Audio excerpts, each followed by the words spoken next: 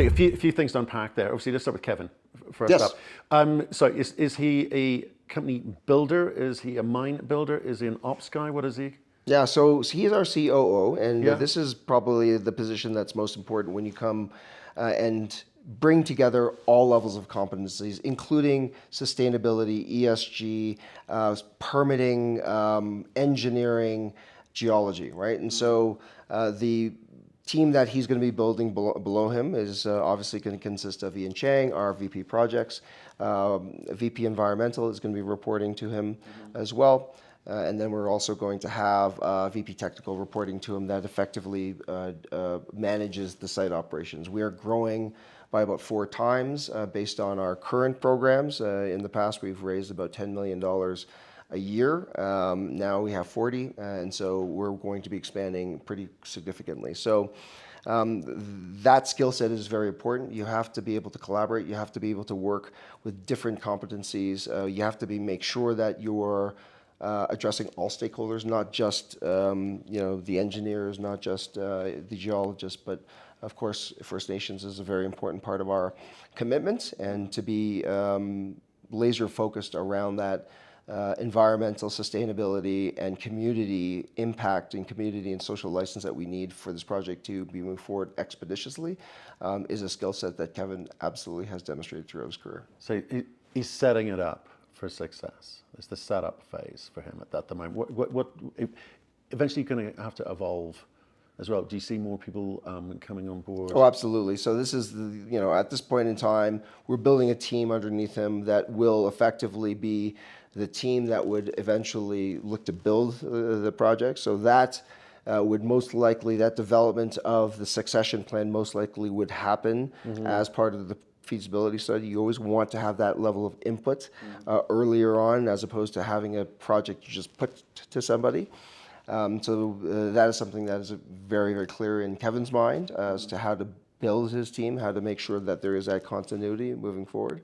So 100%, there's a plan in place that makes us relevant at every single stage, makes us be able to execute operational excellence at every single stage. And again, we're very lucky to have him coming down out of retirement to ensure that this next phase is successful. Okay, well, let's kind of I want this to be a kind of commercial discussion. I understand what you're thinking, the board's thinking. Yeah. See Kevin's on board now, help with that. But the PEA, you've got to build on that. Obviously, the next step would PFS. Talk to us about the timeframe that you're looking for and what you're going to be focusing. What are the variables that you find it's going to be important to focus on between the PEA and the PFS? Sure. So there's a lot of interdependencies right now. That's more so than any sort of standard plain vanilla process. And again, that's the reason why we need someone like a Kevin to make sure that these interdependencies get executed correctly.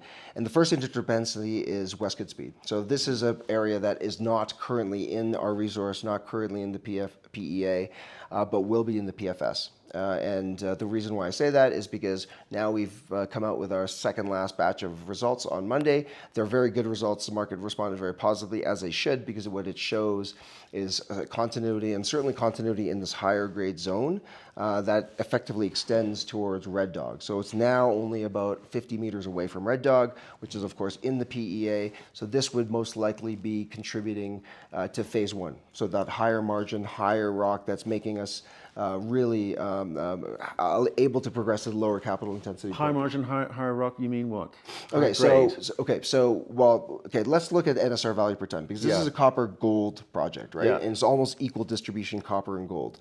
And NSR value is the return you get from the smelters, right? So it includes recovery, includes everything. So in our PEA, Hushimu is about $24 per ton rock, so our cutoff is about 15. So costs are about 15. Hushimu is about 24. Red Dog is about 33. Northwest Expo is about 55. So Red Dog, Northwest Expo informs phase 1. So on average, that's about $43, $44 per ton rock off of a $15 cost. That's the margin you receive from that northern corridor, and that's what allows us to reduce our capital intensity by reducing throughput from 80,000 tons per day to 40,000 per day initially. So the contribution that West Goodspeed is going to make, we don't have an NSR value per ton yet because we haven't completed the results yet. But what we're seeing from a grade perspective is that, and this, we're saying grades of upwards of close to even 1% copper equivalents in shorter intervals, but certainly from surface. What's that, 4 times, 5 times? What are you looking at in terms of the increase in grade, whether it be on an ounce or pound basis? So what we would suspect is that that would be higher than Red Dog, lower than Northwest Expo from an NSR perspective basis. So that to me is accretive, right, as a result of displacing lower grade ore at the end of the mine, right? Because this is coming in, would most likely come in at year 6 to year 12, year 13, year 14. That's going to have a very strong economic impact once we finish with the results. So I think the general question is, where does it sit in the profile of the resources today? Well, it certainly looks like it's going to be higher grade than Hushamu, the $22 per ton rock, and it looks like it's going to be in between Red Dog and Northwest Expo. No numbers yet in terms of what the uplift. We haven't finished the results yet. So, right, okay. But clearly there are analysts that have actually modeled it out now. Right. And I encourage the readers to go look at those numbers. I was trying to get some numbers to do that. This $40 million, right? So how much of that will be allocated to that drill program? Sorry, I apologize. Let me go back to the original question. If that's what you're trying to calculate, Yeah. 1 kilometer strike, Yes. approximately 300 meters deep. Yes. Approximately 100 to 130 meter intercepts, and the average grade, call it between 0.45 to 0.5% copper equivalent. There's my number. And specific gravity about 2.7. Beautiful. That gets me. Sorry, I didn't realize that a was big your number. question. You're so fundamental in your questions. I appreciate that. Show me the money. Right.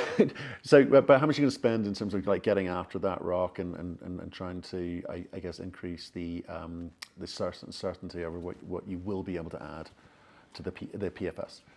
Right. So all that money has been spent. All the drilling has been done. We're just waiting for the final results. So nothing more to spend. In terms of defining West Goodspeed, from an infill perspective, no, nothing more to spend. Okay. We're done. So that'll be then brought forth into the PFS. Yep. Infill drilling for the entire program is anticipated to be completed by the end of the year. So met work to be initiated soon and probably announced sometime between Q1 and Q2. Right. Global resource update sometime Q2, Q3. So network of what? What are we testing? Network for variability testing. So one of the things that as you progress from PEA to PFS is that you include variability testing. We also have to do network on West Goodspeed because we have done zero network on it right now. But again, part of the same system. Only about 50 kilometers away from Red Dog. Don't anticipate anything too dramatic here. And the variability testing on Hushamu. So at this point in time, we will be determining what West Goodspeed addition of resources, what that displaces on the end part of Hushamu, which at this point is very low grade and pretty much near cutoff. So if cutoff is $15 per ton NSR value, the last 5-6 years of Hushamu pretty much is $15 per ton, right? So if you're replacing that with $30, $40 per ton, that's a good thing. Starting higher, working lower, it's all good, and it will affect the margin, but I'm sure you'll be doing other things to improve that. Okay, so what are the other? So have you got the teams to actually kind of get after this PFS now, or is it a case of like hiring? In terms of the engineers? Yeah, exactly. Yes, we have not gone out to bid for the engineers. Right, so what we have to do first right now is to obviously complete our infill drilling. We have to do our geotechnical drilling. We have to do our condemnation drilling, right? And then when the engineers come into play is when we have all the information, and then they obviously help us with the formation of the final report. We have continued to use Ausenco with respect to our pit optimization on how and where West Goodspeed falls into the sequence of events, because obviously we're in now trade-off study mode as to whether or not we have a standalone project just in the northern corridor where West Goodspeed is going to fit into the production profile, whether we keep all the infrastructure at Hushamu. All that stuff is being considered real time right now, and we're using Asenco for pit shells, and we're using Moose Mountain for our resources. So the same two firms that we use for the PEA.